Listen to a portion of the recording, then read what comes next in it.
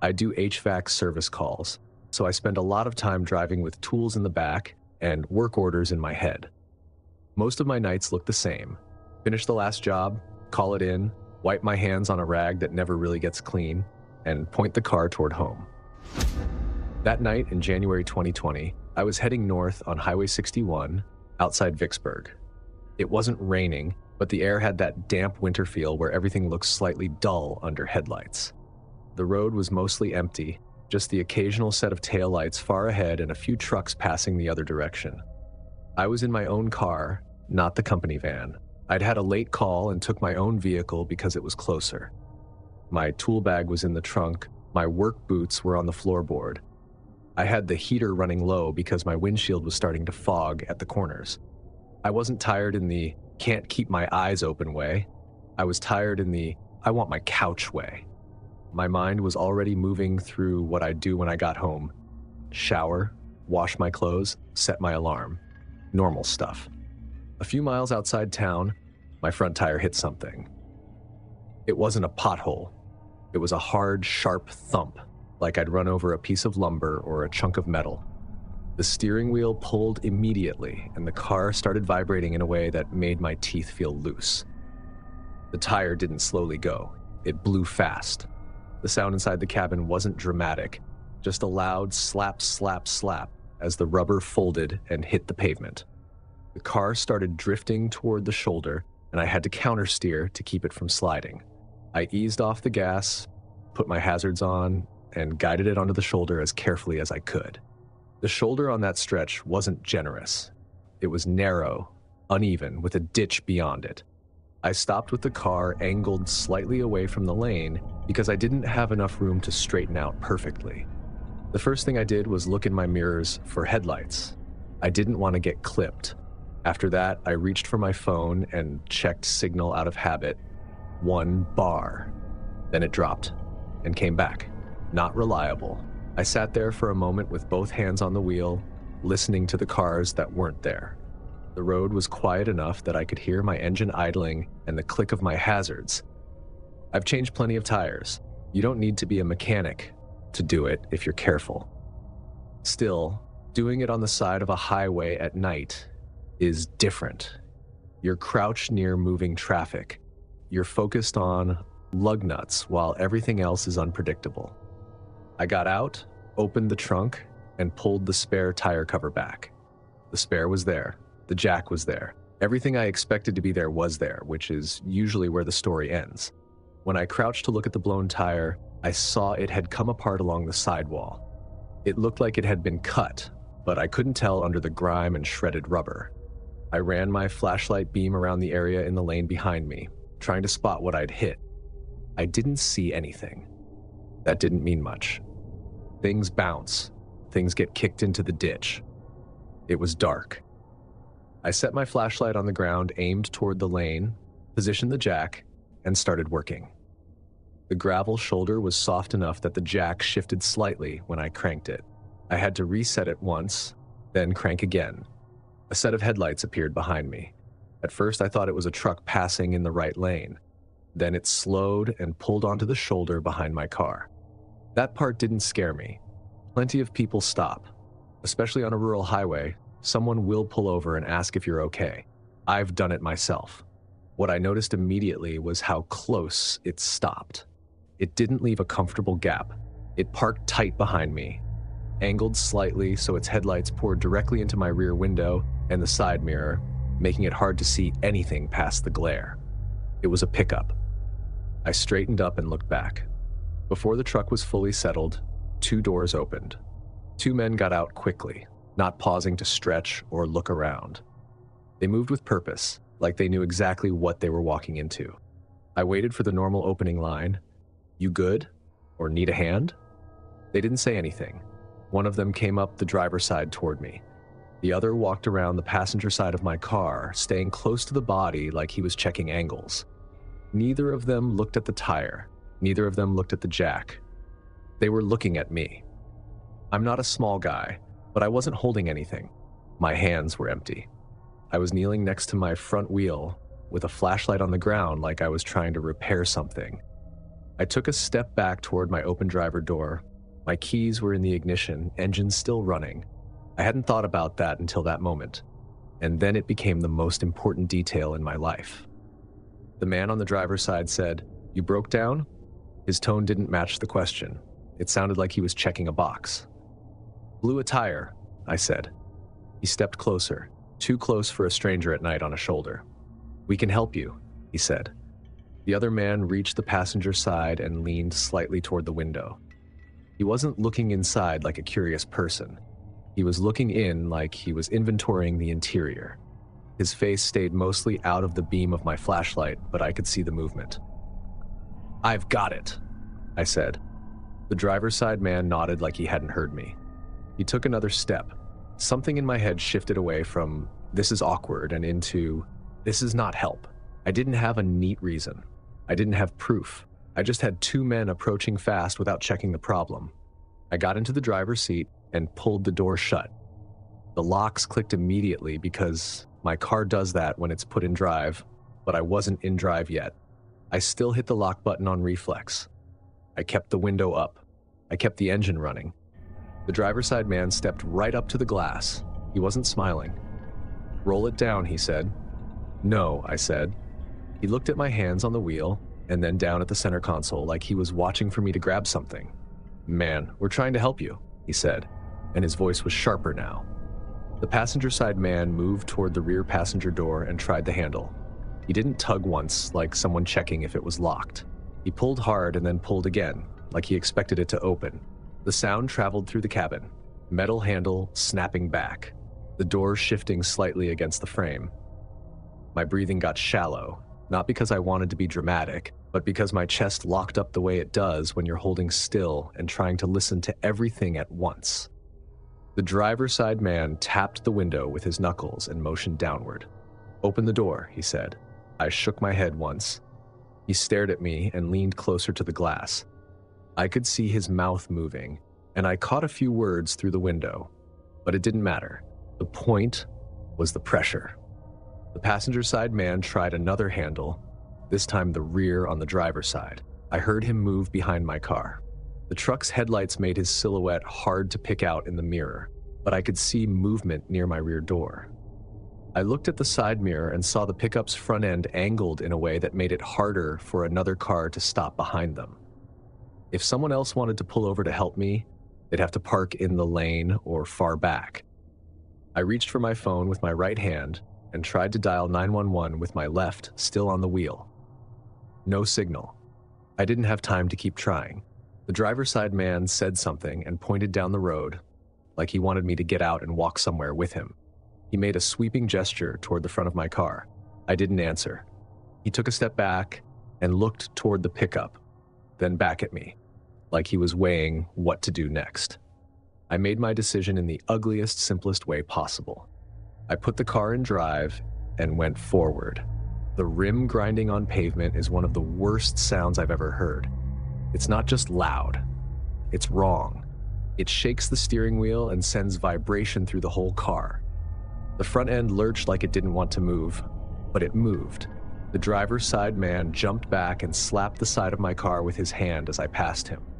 It wasn't hard enough to dent it. It was more like anger.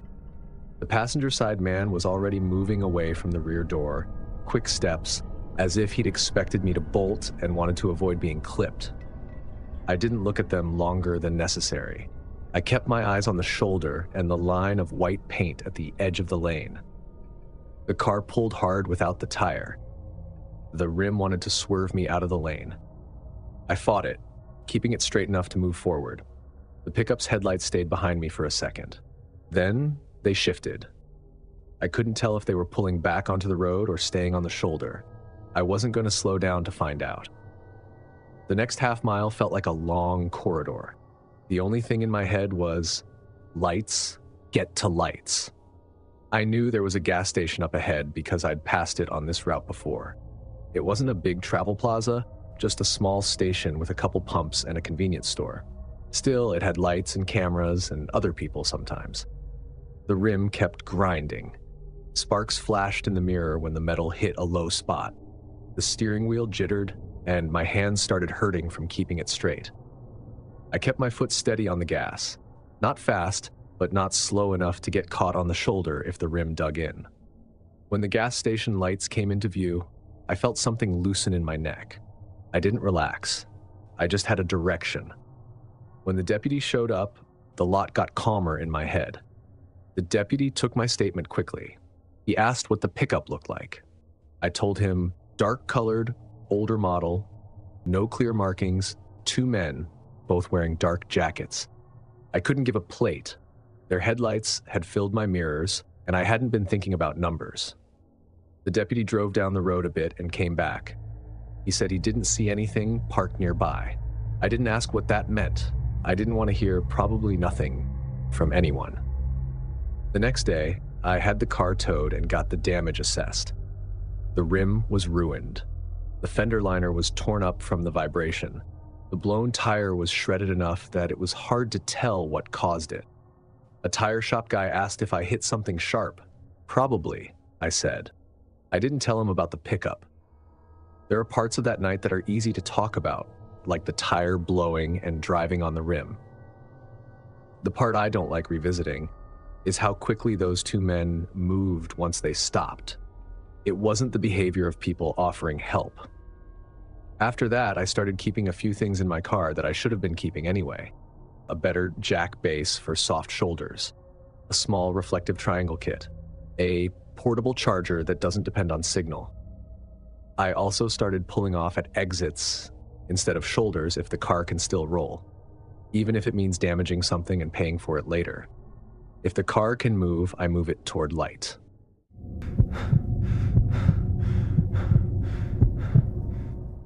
I cover multiple states for commercial renovation work, so long drives are part of my routine. I don't mind them. I keep the cruise control steady, listen to talk radio or nothing at all, and make good time. Interstate 80 through Wyoming is familiar to me. Long stretches, wide sky during the day, and at night, just a ribbon of headlights cutting through open land. In April of 2019, I was heading east near Cheyenne after wrapping up a job that ran later than expected. It was fully dark but clear. No snow, no rain, just wind. There's almost always wind on that stretch. Traffic was light, a few semi-spaced far apart, no steady flow of cars. I was doing a little under the speed limit because crosswinds can shove you around if you're not paying attention. Up ahead on the right shoulder, I saw hazard lights. That's common enough. Blown tire, engine trouble. Someone pulled over to make a call. As I got closer, I noticed the van wasn't parallel to the road. It was angled slightly, nose pointed toward the lane instead of straight down the shoulder. Not sideways across traffic, but enough that it looked like it hadn't fully committed to being parked. It was a white cargo van. No visible company logo on the side from what I could see. Just plain white. I checked my mirrors and moved slightly left in my lane to give it space as I passed. As my headlights reached the van, I glanced over. The driver's seat looked occupied, but I couldn't see details. The windshield reflected my lights back at me. I passed it without slowing much. In my rearview mirror, I saw the van's hazards still blinking. Then, a few seconds later, they stopped. Its headlights came on. I watched in the mirror as it rolled forward off the shoulder and merged into the right lane. It didn't use a signal. I told myself it was coincidence. They'd been stopped, saw a break in traffic, and got back on the road. Nothing about that is illegal in a way that matters at night on an open highway. The van settled into the lane behind me at a distance that wasn't close, but wasn't far either. I kept my speed steady. After a minute or two, I checked the mirror again. Same position. I adjusted the cruise control up by a few miles per hour. The van did the same. And that's when I started paying more attention. Drivers pace each other sometimes without realizing it, especially at night. But usually someone drifts. Someone changes lanes. Someone either passes or falls back. I tapped the brakes lightly to disengage cruise and let my speed drop slightly. The van dropped too. I waited a few seconds, then eased back up to my previous speed. The van matched it again. At that point, I changed lanes. There was no one in the left lane. I signaled, moved over, and held that lane. The van signaled and moved over behind me. That wasn't proof of anything, but it wasn't nothing. I let it sit behind me for a while. I didn't want to overreact and start making unpredictable moves. I kept my hands steady on the wheel and watched the distance between us. Every time I adjusted speed by a small amount, the gap remained almost identical. I considered exiting at the next ramp, but the next exit sign was still miles away. And sometimes taking an isolated exit is worse than staying on a lit interstate. Eventually, I saw signs for a rest area ahead. That felt like a controlled choice. Well lit, cameras, bathrooms, vending machines, other travelers. I put on my signal and slowed gradually as I approached the rest area entrance. The van slowed too. I turned into the rest area and pulled into a parking space near the main building under bright overhead lights. I didn't shut my engine off right away. I watched the entrance in my mirror. The van turned in. It didn't hesitate at the fork in the rest area driveway. It came straight toward the parking lot where I was. Instead of choosing a single space, it parked across two, angled slightly, so its front end faced toward my vehicle. The engine stayed running. I waited for a door to open. None did. No dome light came on. No silhouette shifted inside. The windshield was too dark to see through clearly from where I sat. I checked the time. Just after 11 p.m., a semi pulled in on the far side of the lot and parked. Its engine idled loudly. That noise helped. It meant I wasn't alone in the space. I stepped out of my truck and walked toward the building entrance. I kept my pace normal. I didn't want to look like I was fleeing something. As I walked, I glanced sideways at the van. Still running. No movement. Inside the rest area building, fluorescent lights hummed overhead. A couple of vending machines flickered. There were two other people in there, a trucker washing his hands and a woman refilling a water bottle. I stood near the front windows and pretended to check my phone while I watched the van. It didn't move. 5 minutes passed, maybe more. The trucker left the bathroom and walked out to his rig. I watched him cross the lot. He didn't look toward the van. After a few more minutes, the van's brake lights came on. It pulled out of the two spaces and drove slowly toward the exit. It didn't circle the lot. It didn't approach my vehicle. It left. I stayed inside for another 10 minutes. I didn't want to step out the moment it was gone and risk meeting it at the ramp. When I finally went back to my truck, I scanned the lot carefully. The semi was still there. The wind had picked up slightly, moving dust across the asphalt. I got in and locked the doors. Instead of getting right back on the interstate from the rest area ramp, I took the frontage road that looped briefly parallel to the highway before reconnecting farther down. It added a few minutes, but it let me re-enter traffic from a different point. When I merged back onto I-80, I watched my mirrors closely. No white van immediately behind me. I drove another 30 miles before stopping again, this time at a larger truck stop with more lighting and constant traffic. The rest of the drive was uneventful. The next morning, in daylight, I walked around my truck before heading to my next job site. I always do that out of habit. Check tires, check for leaks, make sure nothing looks off. When I reached the rear window, I noticed a faint smear near the center of the glass. It looked like a partial handprint, but not a full one. Just a wide smudge that hadn't been there before. I can't prove when it got there. It could have been from loading tools earlier in the day. It could have been something I leaned against. But I don't usually touch the rear window. I wiped it off with a rag and didn't think much more about it until that night when I got back on the road. Since then, when I see a vehicle sitting angled on a shoulder with hazards on, I pay closer attention before I pass it. And if one falls in behind me and holds the same distance for too long, I don't wait to see what it wants.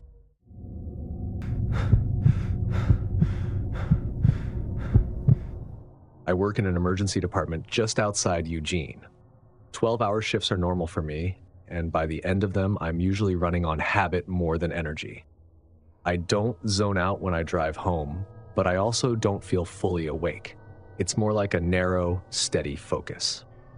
In September of 2022, I finished a night shift that had been steady, but not chaotic. No major traumas, a couple of difficult cases that stuck with me, but nothing unusual for that department. I left the hospital a little after 1 a.m. The freeway route home is faster, but I often take the rural back road instead. It's quieter, fewer merging lanes, fewer unpredictable drivers. It cuts through stretches of farmland and then into a lightly wooded area before reaching my neighborhood. There aren't many streetlights on that road, mostly just reflectors and the occasional mailbox catching your headlights.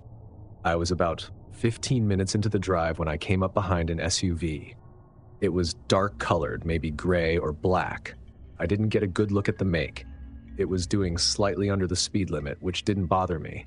I'm not in a hurry after shifts like that. I settled in behind it at a reasonable distance.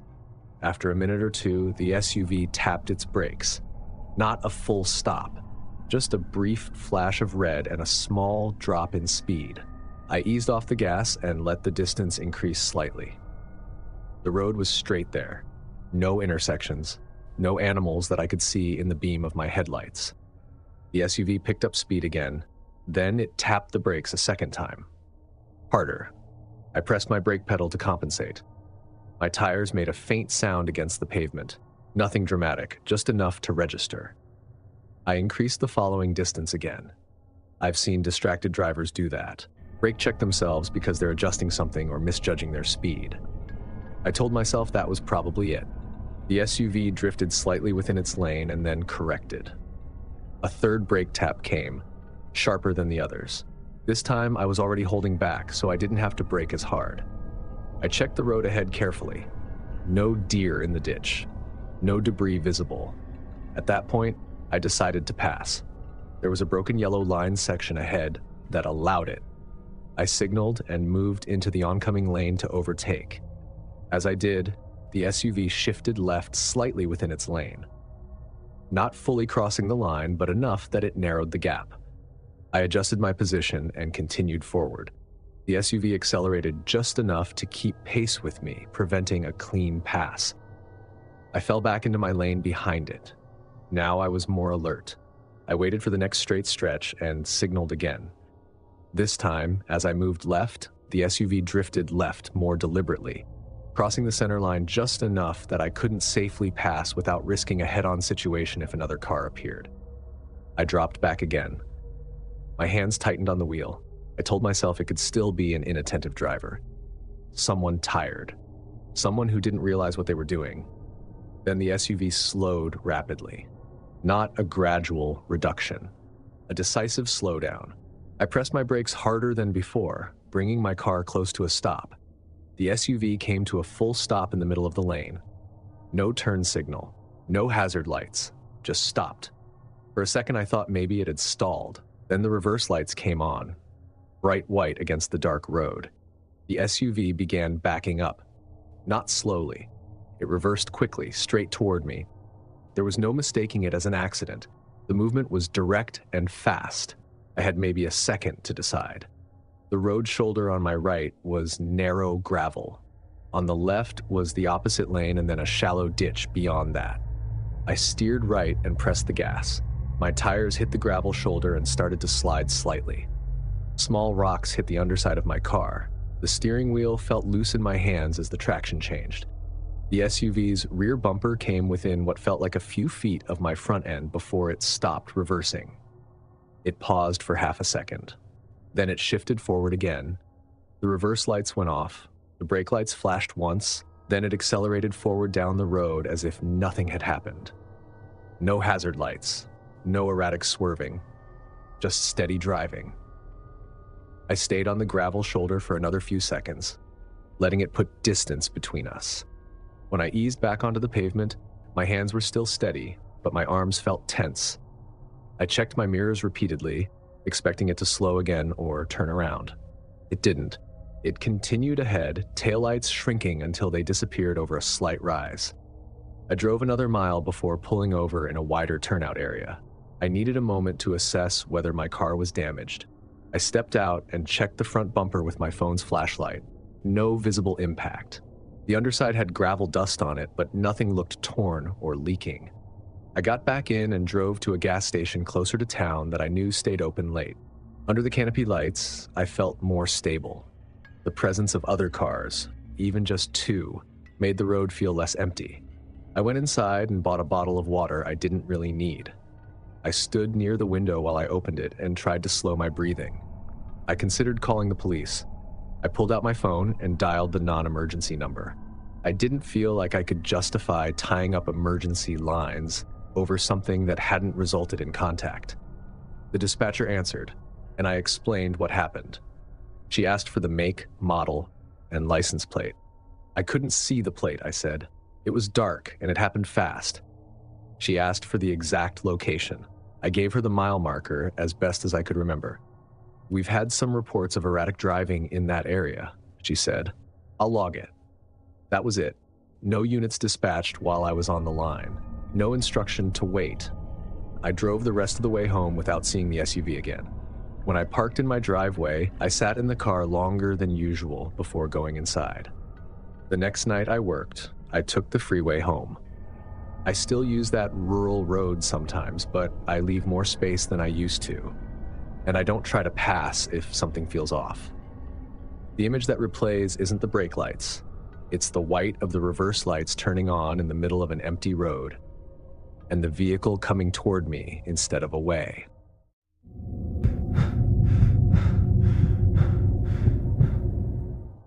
I cover distribution accounts across North Carolina and parts of Virginia, so I spend more nights on I-95 than I do in my own neighborhood.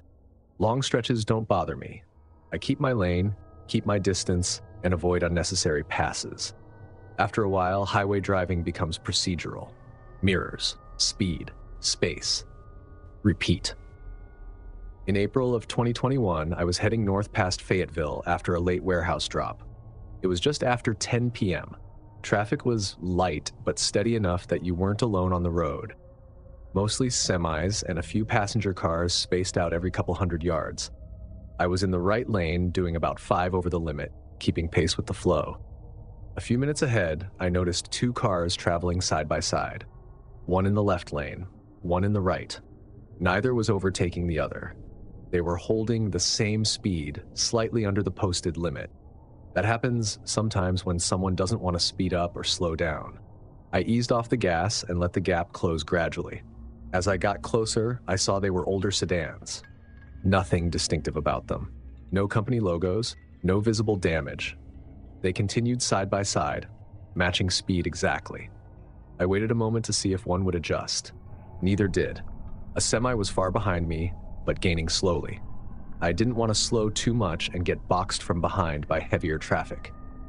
I signaled left, planning to pass the left lane car.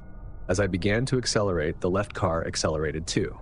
Not dramatically, just enough to stay just ahead of my front bumper so I couldn't clear it safely. I dropped back into my lane. Both cars reduced speed again, settling back into their original slower pace. I stayed behind them for another minute, watching for brake lights, turn signals, anything that suggested an exit or a lane change. Nothing. I checked my mirrors. A third vehicle had appeared behind me. Dark SUV, closer than I would have liked. I hadn't noticed it approach. It closed the gap quickly and settled within a car length of my rear bumper. That tightened the space immediately. 2 cars ahead, side by side. One behind, closer than necessary. I tried again. I signaled left and pressed the gas. The left sedan sped up again, blocking the lane. The right sedan matched its speed perfectly. I eased off, letting my vehicle fall back, hoping they'd move on. The SUV behind me did not fall back. It crept closer. Close enough that I couldn't see its headlights in my rearview mirror without adjusting it downward. I changed lanes to the right shoulder line slightly to create space. The right sedan drifted slightly right at the same time, narrowing the lane without crossing the line. Not enough to hit the rumble strip, enough to signal control. My chest felt tight, but my hands stayed steady on the wheel. The front left sedan's hazard lights blinked once. Just once. Then off. It wasn't the kind of blinking you do for a breakdown. It looked like a signal. The SUV behind me moved closer again, reducing the space to maybe half a car length. If I braked suddenly, we'd collide. If I accelerated, the two in front would match it. The speed had dropped to around 30 miles per hour now, on an interstate. No exit ramp nearby, guardrail on the right, grass median on the left, separated by cable barriers. I considered laying on the horn, but that would only announce panic. I checked the right shoulder ahead. There was a narrow stretch where the guardrail dipped slightly, and the shoulder widened for maybe 50 yards. Not much, but more than I had. I signaled right without waiting for permission. The right sedan didn't move immediately. I steered toward the shoulder anyway. My right tires hit the rumble strip, vibrating hard through the steering column. The right sedan edged closer, but not enough to physically block the shoulder. I committed. I dropped a gear and pressed the accelerator hard. My vehicle lurched forward onto the shoulder fully. Gravel and dust kicked up against the passenger side. The guardrail ran close enough that I could see the reflection of my headlights flicker along it. For a moment, the SUV behind me followed into the shoulder, but it hesitated when the space narrowed near the guardrail. I pushed forward, holding the line even as the shoulder sloped unevenly.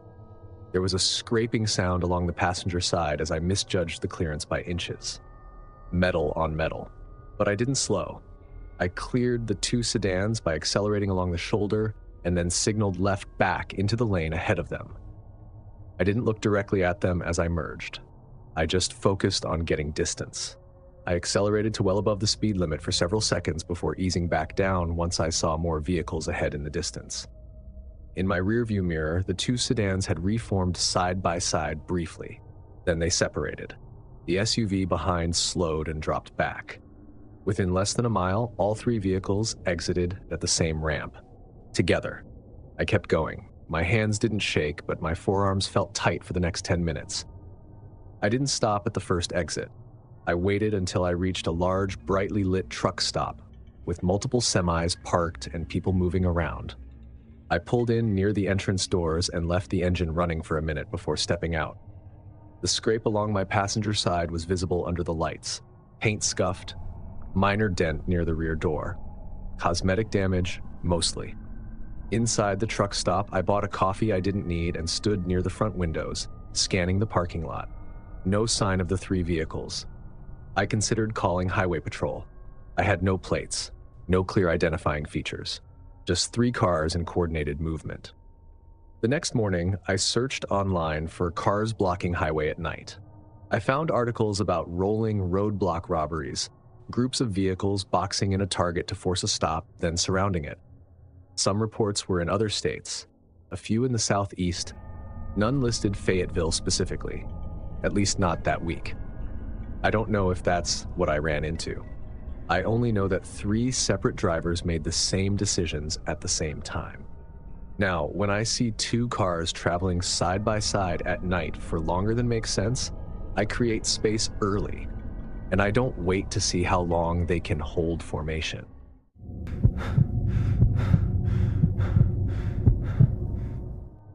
I'm a social worker. Most of my cases involve kids who don't have a stable place to sleep. I've pulled over on highways before because someone left a toddler on a curb during an argument. I've knocked on doors at midnight because a neighbor heard screaming. My default setting, professionally and personally, is to check first and assume someone needs help. In September of 2022, I left a late placement meeting just outside Bakersfield. It had gone longer than planned. A foster family backed out at the last minute, and we were rearranging options in real time.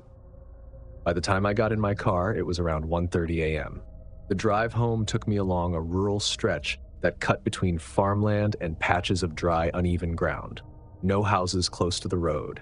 No streetlights except near intersections. I had the radio off. After nights like that, I prefer quiet.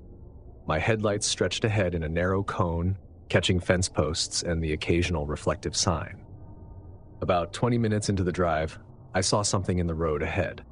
At first, it looked like a shadow slightly taller than a mailbox post. I slowed instinctively, easing my foot off the gas. As I got closer, the shape resolved into what looked like a small child standing in the center of the lane. Short, thin arms at their sides, facing my direction but not moving. My first reaction wasn't fear. It was confusion. There were no houses nearby, no parked cars on the shoulder, no obvious reason for a child to be standing alone on that stretch of road at that hour. I pressed the brake gently and slowed to a crawl. My mind went through possibilities automatically. Sleepwalking, a kid wandering away from a farmhouse, someone who had been dropped off. I flicked my high beams on for a clearer look. The figure didn't react. It didn't shield its eyes. It didn't step back. It just stood there. I checked my mirrors. No headlights behind me. The road was empty.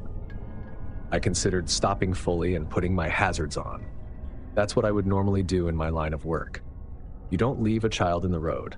As my car rolled closer, maybe 40 feet away now, I noticed something that felt wrong. The figure wasn't shifting its weight.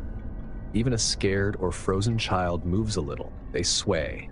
They adjust their stance. This shape stayed fixed. My headlights hit it directly. The face was hard to make out. The proportions were slightly off. Not dramatically, but enough that my brain stalled. At that moment, movement caught my eye to the right. There was a dirt turnout that led into what looked like an unpaved service road or access path. From that darkness, a vehicle rolled forward. A van. No headlights.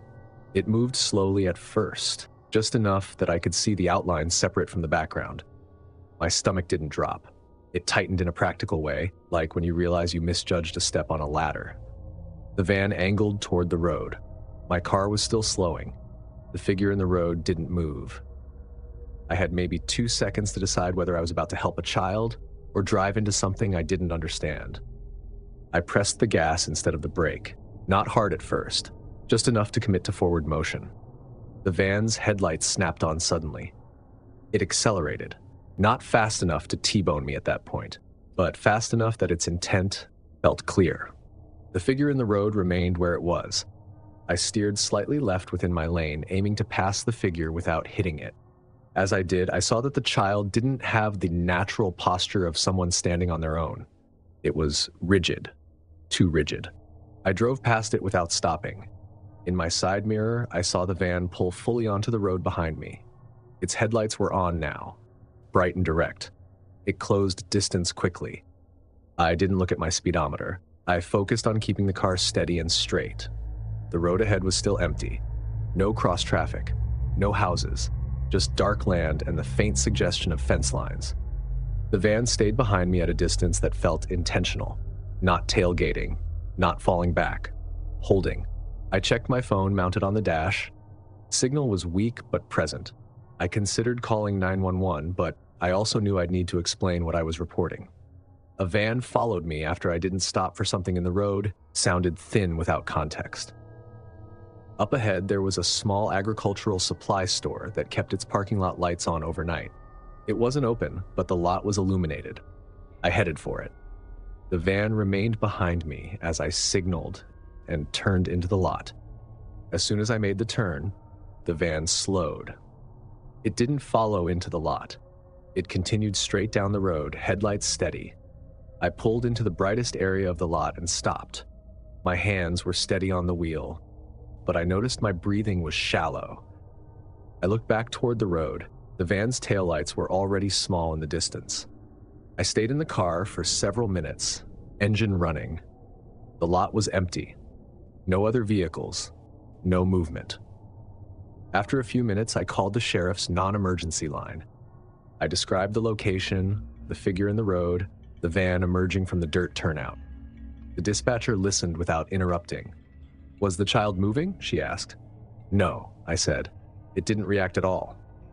"Did you see a plate?" "No." She paused. "We've had some reports in rural areas about objects being placed in roads," she said carefully. "We'll send a unit to check." "Objects?" I repeated. "Sometimes mannequins," she said. "Sometimes decoys." I didn't respond right away. "Are you safe now?" she asked. "Yes," I said. I waited in the lit lot until I saw headlights approach from the direction I'd come. A patrol vehicle passed the entrance without turning in. I assumed they were heading toward the spot. I didn't drive back to see what they found. I took a longer route home, sticking to better lit roads. The next morning, I checked local social media groups and news feeds. Nothing posted. No missing child alerts, no road hazard warnings. Later that week, a colleague mentioned hearing about cases in other counties where people used child-sized mannequins or bundled clothing to get drivers to stop. I didn't confirm whether that's what I saw. All I know is that my first instinct was to stop, and the van was waiting for that decision.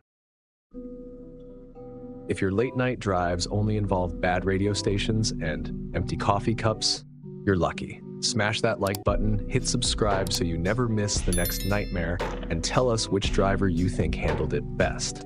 But if you think being inside four walls is safer than an empty road, think again. Click now to watch 4 disturbing first day on the job horror stories, because not every threat follows you. Some are already inside. Thanks for watching. Stay alert, stay safe, and I'll see you in the next nightmare.